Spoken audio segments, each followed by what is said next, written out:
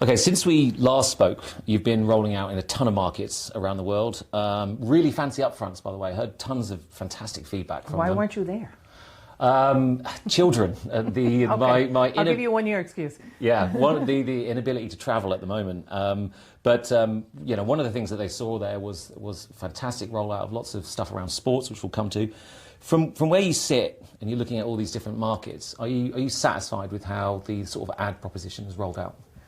Yes, I mean, I'm satisfied in terms of the number and how quickly we're rolling them out. I would like them to grow faster, and I think that's just a subset of our ability to scale at the velocity that we would like to scale, especially in Europe, where you're seeing a tremendously dynamic marketplace right now in streaming. You know, you have all of the major competitors there.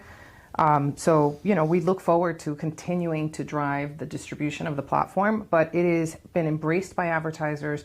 We are very well sold in most markets. They ask for interestingly unique things that are different than what we do in the US, which I love. A lot more brand partnerships, a lot more integrations, and in Latin America too, right? The difference is in Latin America, we have a lot of sports on the platform, and so it's a lot more balanced in terms of the types of content. And, you know, I'm looking forward to what markets are next. When you're looking at driving it, are you looking at driving just overall subs, and or are you looking at driving the ad tier, or does it not matter?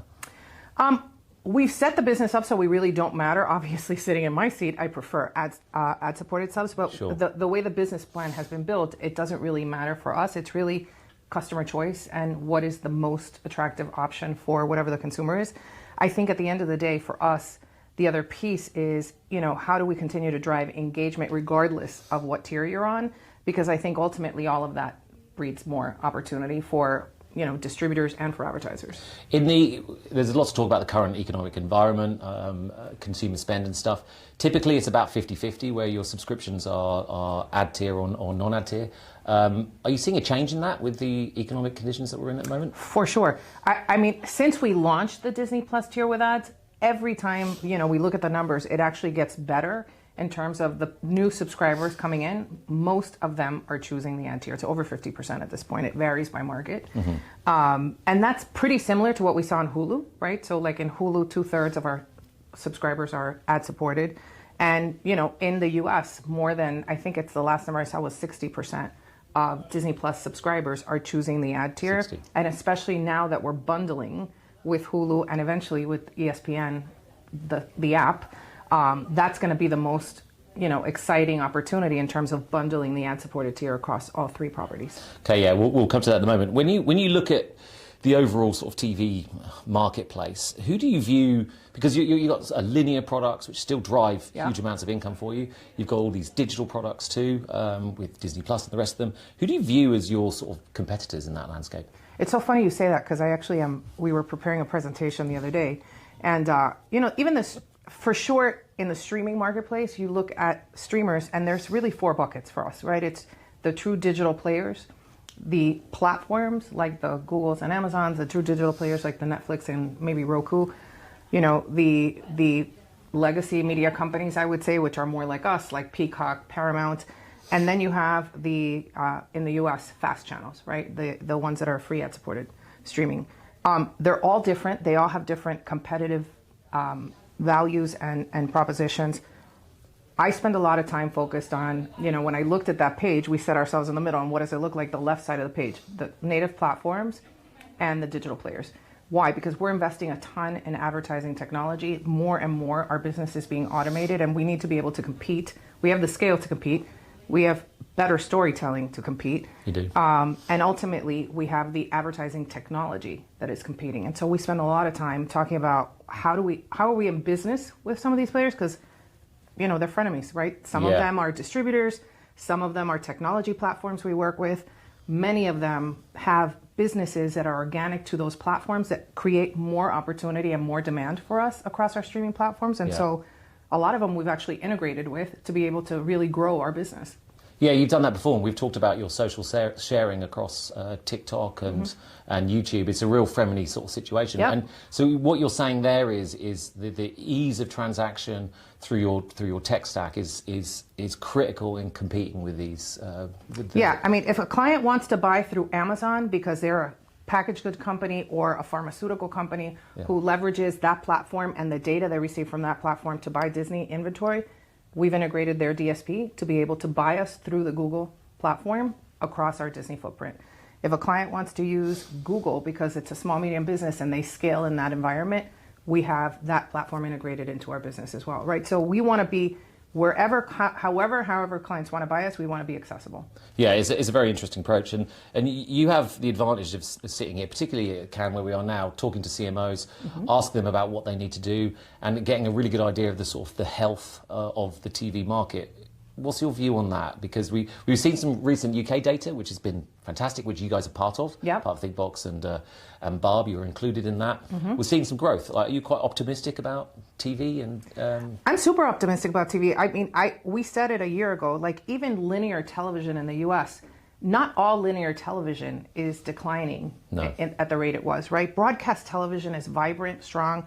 There's a tremendous amount of opportunity. They're really driven by live sports and news. Like, that's what's driving that engagement. But, you know, sports continues to be a huge growth driver for ESPN, and linear is our biggest part of that business. And so I'm super motivated by what we see. I mean, we have had ratings growth, double-digit ratings growth across the board on all of our ESPN platforms in years. In years, we haven't seen that. And so there is time being spent with linear television. There is more time being spent, as you know, with streaming television. And so the combination of both is really where I think is our sweet spot of where we win. You're the number 2 viewership channel in the US, aren't you? If you look at the Nielsen, the gauge. That's And right. and you're saying that most of that growth is coming from sports. That's right. Well, not necessarily. It's coming from growth in streaming and sports. Okay, and that's a great segue because you are launching a new ESPN sports service. It's another app. What I'm interested in, because it's an app with a subscription model, I assume, and an ad model. Yep.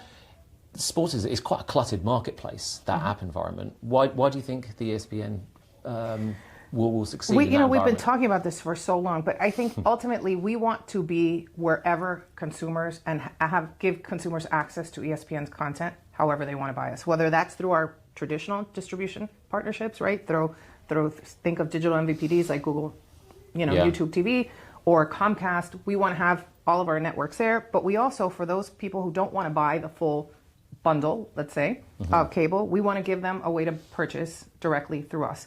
And that comes in various formats, right? It could be the full ESPN opportunity or ESPN, what ESPN Plus is today as a product, right? And so we want to be available wherever clients want to buy us.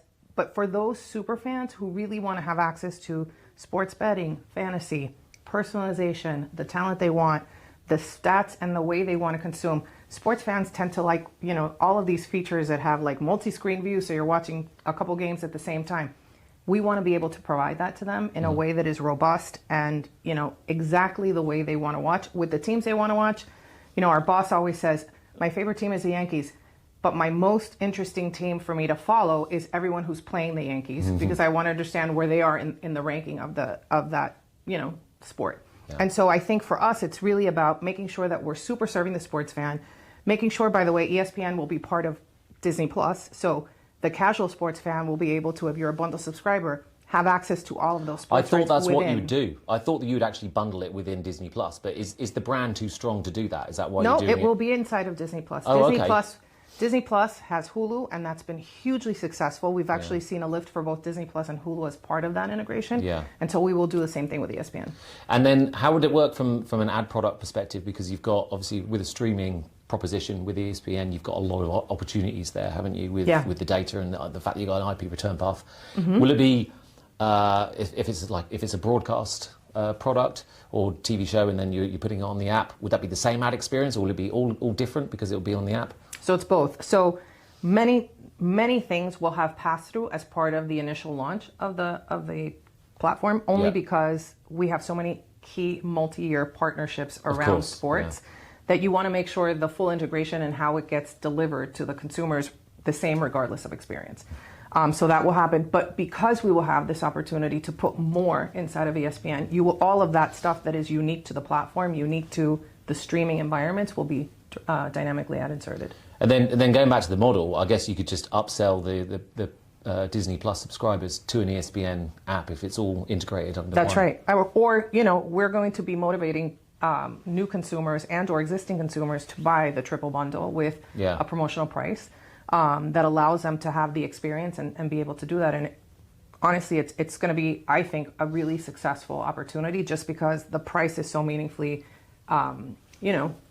thought about in terms of, hey, we want to get people into the triple bundle. We want to make sure that as you come and experience Disney, you experience all of the opportunities within Disney. And we do so much across all of the platforms, it's actually the best way to experience a company. It's an amazing turnaround. You're almost your own super aggregator. That's right.